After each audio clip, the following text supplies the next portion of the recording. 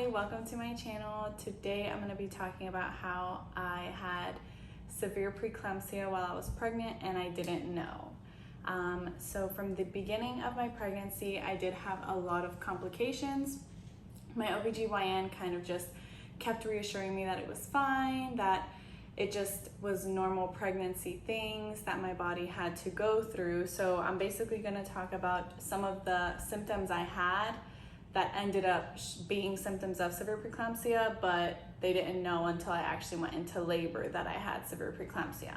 So I did bleed several times during my pregnancy, and they actually never found out why. I want to say it was probably a good 4 or 5 times that I ended up in the hospital bleeding. And they never found the reason why. I had severe swelling in my legs, my hands, and my face. And towards the end of my pregnancy, it got a lot worse. My eyes would hurt and I would have really bad headaches that medication wouldn't take away. So I'd take medicine and it would just stay there constantly all the time.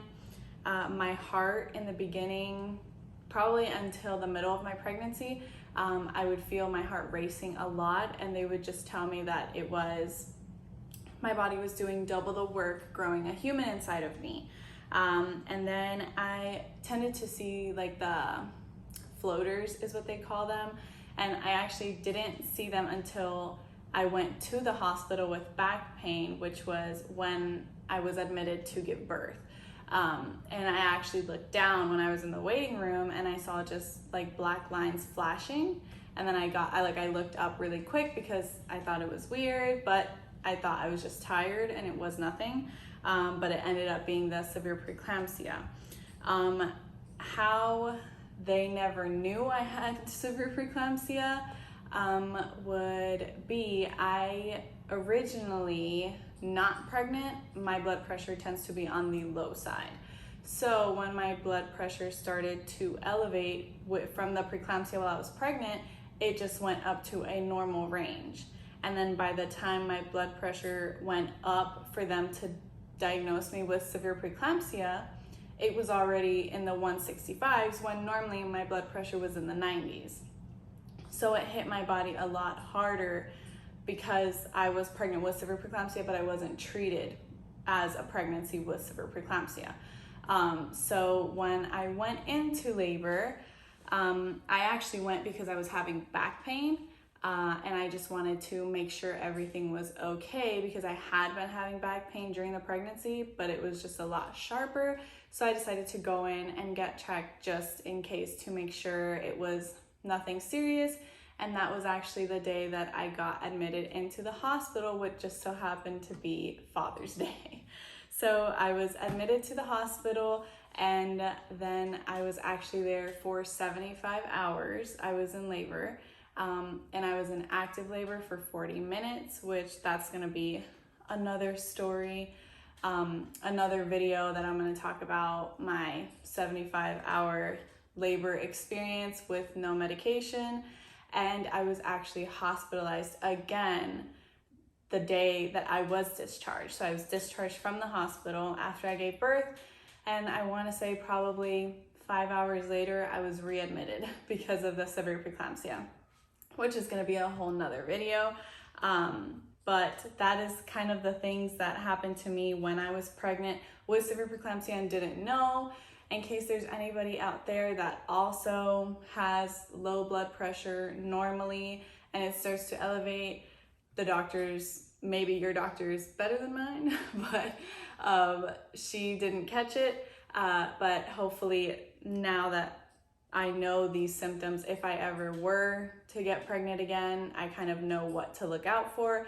I didn't even know what preeclampsia was, let alone severe preeclampsia and the risks it could have. Typically, they told me in the hospital, when you have severe preeclampsia, they tend to want to deliver your baby between 25 and 32 weeks, and I was already 35 weeks. So I was at higher risk of a seizure during labor, and neurological effects could happen if I were to have a seizure. So it was just a lot of complications, and hopefully this video helps anybody else that's pregnant and maybe is having these symptoms, and you're kind of like going to your doctor saying, I'm feeling this, and they're kind of just writing it off like, oh, you're fine, you're fine, you're fine.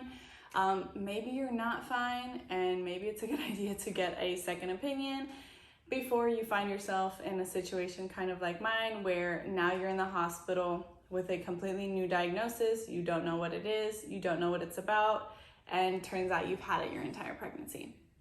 So that was just my experience.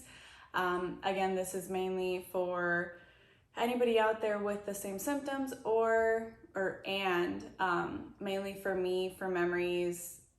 As the years go by, I can look back at this video and remember details that maybe I'll forget throughout time, because mom brain is real and I forget a lot of things. So these are just little things that I don't want to forget, moments that I don't want to forget. So that's why I'm taking the time to sit down and record them, because one, they could help somebody, and two, they're just kind of memories for me and my family, and videos that my daughter can look back on and say like, wow, my mom went through this when she was pregnant, or this happened when she was pregnant with me.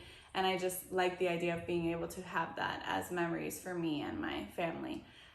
But hopefully you guys enjoyed this video. Please like the video if you enjoyed it, comment any new videos that you would like to see from me, and subscribe if you want to keep getting content from me.